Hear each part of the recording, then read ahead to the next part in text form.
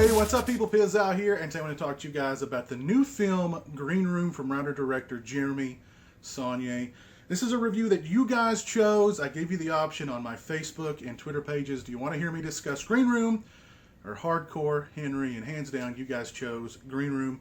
Now, those of you who voted for Hardcore Henry, don't worry, I'll post that review at a later date. But if you're not following me on Facebook, if you're not following me on Twitter, do so. Both those links are in the description. Well, they should be right around here as well. So like me on Facebook, follow me on Twitter.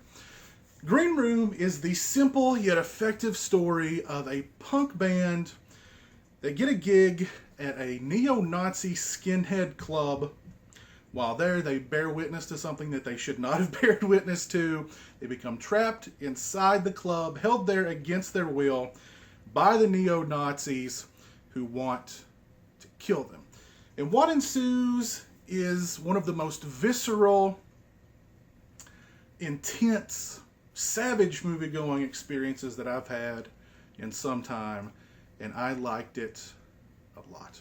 Now, Jeremy Saulnier, his last film, Blue Ruin, which I absolutely loved, and one of the things I loved about it so much was that he took this very familiar motif of the revenge movie and instantly gave it this air of this genuine quality. Because the protagonist in the film is nothing like any of the cold, brooding, calculated protagonists that we get in a lot of these revenge type movies. He is bumbling. He is not very good at getting revenge. Very much like you or I would be if we ever were thrown into a revenge type movie scenario. I do believe. And that was one of the things that I loved about Blue Ruin. And I just felt like it gave it this air of authenticity. And I felt the same way about Green Room. Because what you have with Green Room is a bunch of characters thrown into this life or death situation. And I really felt like each character's response to this situation mirrors what our responses would be if we were thrown into a similar situation. You have one character who's just like very much, if we're going to get out of this, we've got to nut up or shut up. We've got to do this. Let's do this. We've got another character who's just like, oh my God, what do we do? What do we do? What do we do? We've got another character who's like, oh, we're all dead. We're dead. We're all dead. There's another character who's just deer in the headlights, totally zoned out, deer in the headlights.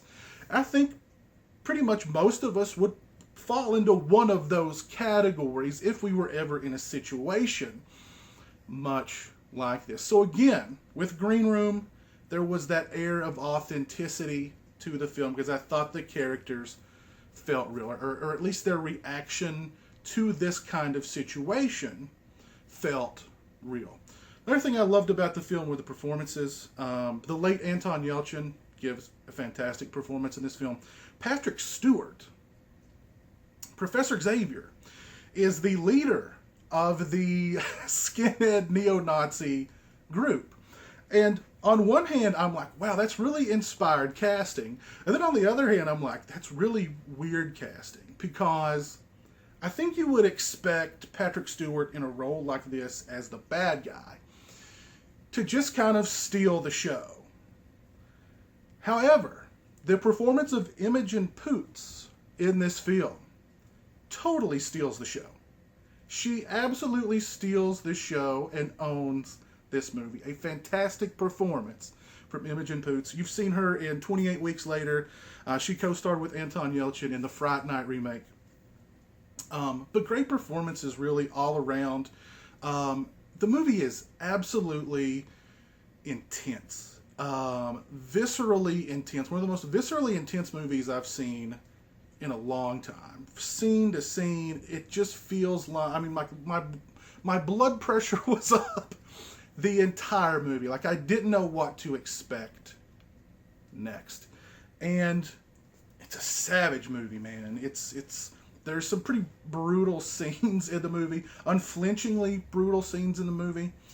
And, of course, I like that quite a bit as well. The pacing is breakneck. The performances are good. The intensity, the suspense of the film, spot on. Absolutely loved it. I kind of wish, if there was one downside to the film, really, I kind of wish they would have spent maybe a little bit more time with some of the characters to give us more of a individual feel for them, because it's a 5-member band, and I'd say maybe 3 of them we really sort of got a sense of who they were, and the other 2 just, they kind of felt interchangeable, really. And Patrick Stewart, I wanted more of him in the movie, and I wanted him to have more in the movie. I just wanted him to kind of chomp the scenery and just be this bad guy, this neo-Nazi guy. I mean, if you're casting a movie and on the cast sheet you're looking for somebody to play the leader of a neo-Nazi skinhead group, for me personally, Patrick Stewart wouldn't have been on that list. Great actor. I think a totally inspired choice to have him in this film as that character. I just wish there had been more there for him to do. What he does do is phenomenal. I just wish there was a little bit more there for him. Aside from that, I really, really enjoyed Green Room. The performances, Imogen Poots steals the show. Great performance from her. Great performance from Anton Yelchin. So sad that he passed away. He was clearly a very, very talented young actor and just had a immense career in front of him. So sad that he passed away. And Patrick Stewart does well with what he has. But again, just the intensity of this film. It's raw. It's raw, a raw intensity in this film, and it just literally from the moment go, it starts and it doesn't let you go until the very end. Check out Blue Ruin. Well, check out Blue Ruin too, because I really enjoyed that film. It was on Netflix for a while. I don't know if it's still there. If it's not, go seek it out. I really, really liked Blue Ruin. I actually liked Blue Ruin a lot more than I like Green Room, but definitely check out Green Room and Blue Ruin. Jeremy Saulnier also did a movie a few years ago. Gosh, what was it called? Murder Party. I rented it. I watched it. I don't remember anything specifically about it other than the fact that I enjoyed it. I remember liking it, but I didn't know it was him that directed it until much later, after I'd seen Blue Ruin and Green Room. I was like, oh yeah, he did that too. That's pretty good. This guy's got a pretty good track record. So definitely go check out Blue Ruin. If you haven't, go check out Green Room. Also, if you've seen Green Room, please let me know what you thought of it in the comments section below. As always, thanks so much for watching. I appreciate it. Take care, and until next time, peace.